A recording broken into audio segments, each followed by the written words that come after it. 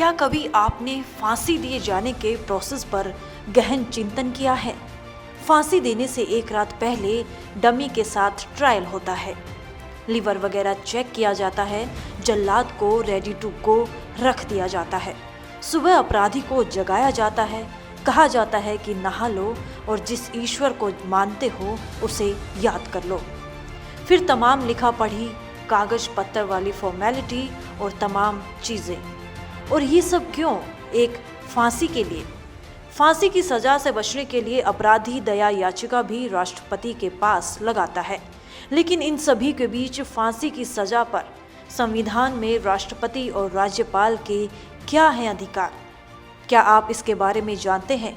अगर नहीं जानते हैं तो आज हम आपको संविधान की इस कड़ी में बताएंगे। ये बात मतों की भिन्नता का सम्मान करने के लिए ठीक है, लेकिन अपराध की सजा भी तो जरूरी होती है। माफी गलती की होती है, गुनाह की नहीं। फिर देश का कानून किसी को फांसी की सजा यूं ही तो नहीं दे देता। कोई जघन्य अपराध होता है तभी कैपिटल पनिशमेंट दी जाती है, जैसे कि रंगा बिल्ला को मिली, जैसे अफजल गुरु को मिली, कसाब, याकूब मेमन, निर्भया गैंगरेप के 4 दोषी वगैरह वगैरह। लेकिन हमारे देश में ये कैपिटल पनिशमेंट यानी फांसी की शुरुआत कहाँ से हुई? कब पहली बार जज ने कलम तोड़ी? कब पहली बार किसी के अपराध को अदालत ने इतना जघन्य मानकर फैसला लिया कि ये व्यक्ति समाज में रहने योग्य नहीं है? चलिए बात करेंगे आज़ाद भारत की पहली फांसी की सजा की। 15 नवंबर 1949। इस तारीख से कुछ याद आया? नहीं याद आया तो हम आपको याद दिलाते हैं, ले जाते हैं आपको करीब 71 बरस पीछे।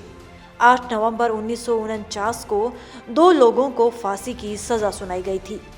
7 दिन के भीतर ही दोनों के लिए रस्सी कसी जा चुकी थी। जल्लाद लीवर की टेस्टिंग कर रहा था। दोनों अपराधियों को फांसी की सजा सुनाई गई थी, to hang till death.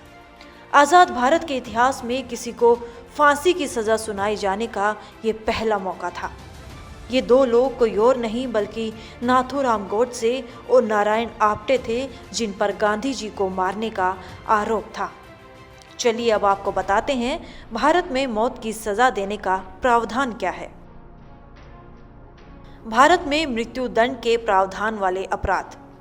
Bharat में फांसी और गोली मारकर सजा देने का प्रावधान है। इंडियन पेनल कोड के अनुसार फांसी सिविल कोर्ट सिस्टम में दी जाएगी। आतंकवाद से संबंधित अपराधी को फांसी की सजा दी जाएगी। अब तक स्वतंत्र भारत में 755 लोगों को फांसी दी गई है। नशीले पदार्थ की तस्करी, राजद्रोह, जासूसी और सैन्य अपराध में मौत की सजा का प्रावधान है।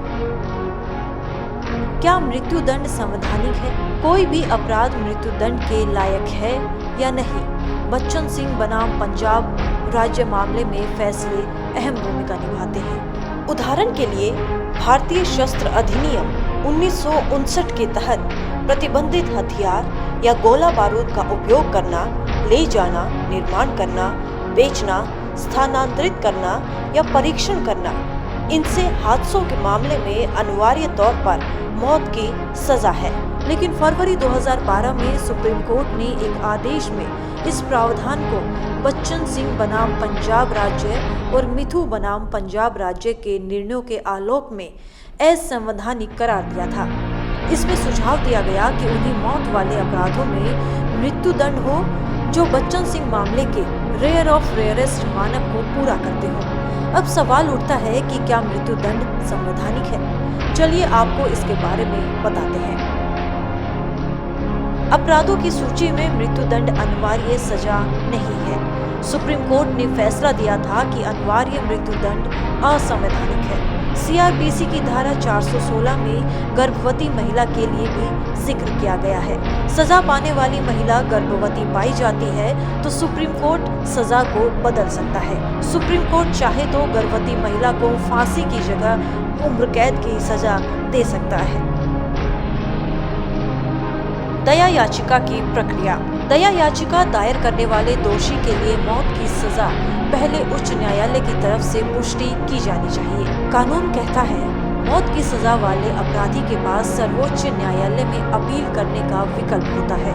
अगर सर्वोच्च न्यायालय अपील को सुनने से इनकार करता है या मौत की सजा को बरकरार रखता है तो दोषी या उसके रिश्तेदार आर्टिकल 72 के तहत भारत के राष्ट्रपति को या आर्टिकल 161 के तहत राज्य के राज्यपाल को दया याचिका दे सकता है। शारीरिक फिटनेस, कानून के बहुत कठोर होने या दोषी घर का एकमात्र कमाने वाला हो के आधार पर दया अपील कर सकता है।